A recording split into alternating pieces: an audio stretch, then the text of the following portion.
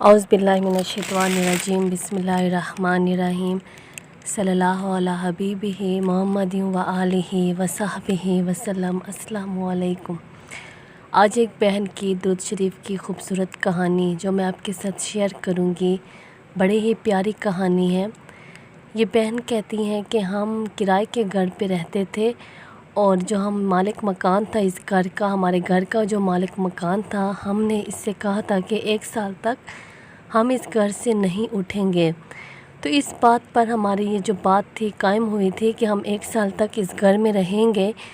लेकिन जब 1 साल गुज़र गया तो हमसे पहले भी जितने किराएदार आते थे इस घर में रहते थे तो वो 1 साल के अंदर ही वापस चले जाते थे, क्योंकि 1 साल के अंदर ये कॉन्ट्रैक्ट देता था कि 1 साल के अंदर अंदर वापस चले जाएंगे। तो इस तरह हमारा भी 1 साल मुकम्मल होने वाला था तो मालिक मकान ने कॉल की कि घर फारिग कर दे, और मैंने अपना जो कॉन्ट्रैक्ट किया था वो ख़त्म हो गया और घर मैंने अपना वापस लेना है।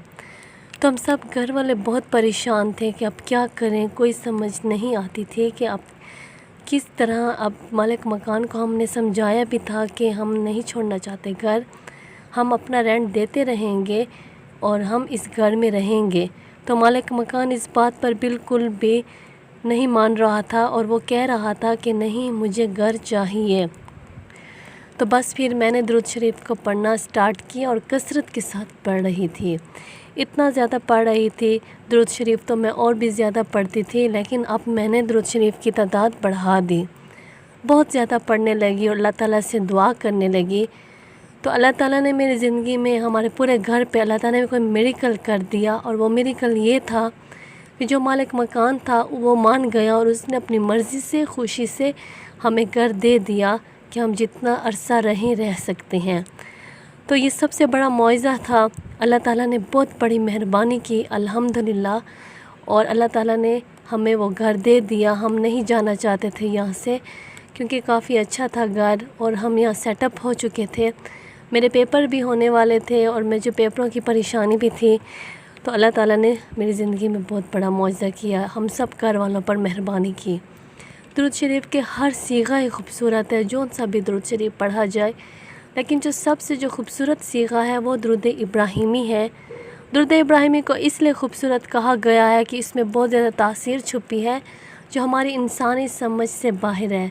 इंसान जितने अदब से, मोहब्बत से, लगन से दुरूद शरीफ पढ़ता है उसको उतने ही ज़्यादा फ़वाइद मिलते हैं। इसलिए मोहब्बत के साथ दुरूद शरीफ पढ़ा जाए, लगन के साथ पढ़ा जाए, जितने एतमाद के साथ, भरोसे के साथ पढ़ेंगे हमें उतने ज़्यादा फ़वाइद मिलेंगे। अल्लाह ताला के आगे देर है, अल्लाह ताला के आगे अंधेर नहीं है। और ये बात आप जहन में रख लें कि आप रोज़ाना दुरूद शरीफ पढ़ेंगे, ये आपने अपना मामूल बना लिया। तो आप ये भी बात जहन में रखें कि आपका रोज़ाना दुरूद शरीफ हज़रत मोहम्मद सल्लल्लाहु अलैहि वसल्लम की बारगाह में पहुंचता है। आप जितनी मोहब्बत से पढ़ेंगे, जितनी लगन से पढ़ेंगे, जितने अदब से पढ़ेंगे, उसी तरीके से आपका दुरूद शरीफ पहुंचता है। इस वजह से आप मोहब्बत से पढ़ेंगे तो आपका मोहब्बत बड़ा, खुशबू से बड़ा तोहफ़ा उनकी बारगाह में पहुँचेगा।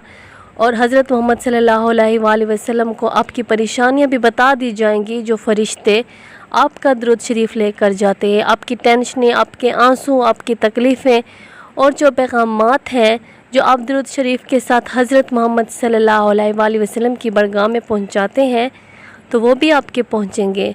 आपकी ज़िंदगी में मिरेकल्स होंगे, जो मिरेकल आप दूसरों की लाइफ के सुनते हो तो आप भी कहते हो कि काश हमारी ज़िंदगी में भी ऐसा हो जाए। ज़रूर होता है। अल्लाह ताला दोनों जहानों का सरदार है, मालिक है, और वो जो चाहे वही होता है।